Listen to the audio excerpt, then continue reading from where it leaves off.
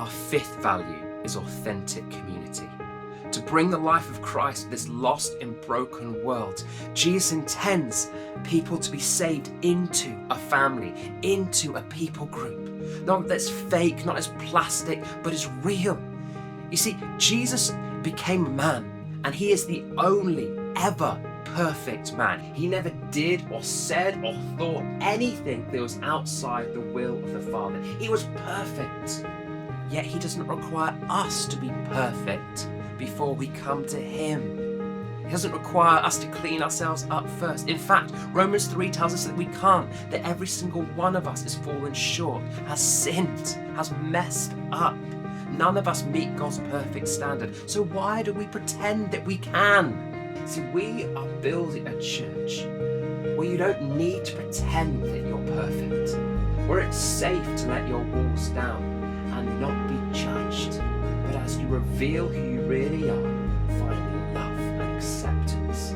See, our goal is to become like Christ, like the one who we worship, to become like Jesus, who gave his all for this world, who gave us his word, who gave us his spirit, but also gave us one another, that we might be open to each other, that we might allow each other to shape and mold one another so that we become more like Jesus as we journey together. See, God's desire is to have a community.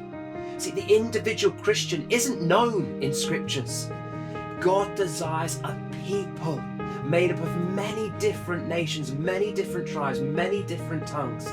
That is why our fifth value is to be an authentic, real, not plastic and fake, but a real community that expresses all the wonderful differences that God has created throughout humanity, where we can be molded and changed through one another by the Holy Spirit, to be a place where people can belong first and then have the opportunity to believe later. See, to take the life of Christ to a lost and broken world means that we need to be a family, so that the world can be added to something where they are loved and accepted and find grace, so they can let down their walls and become more like Christ.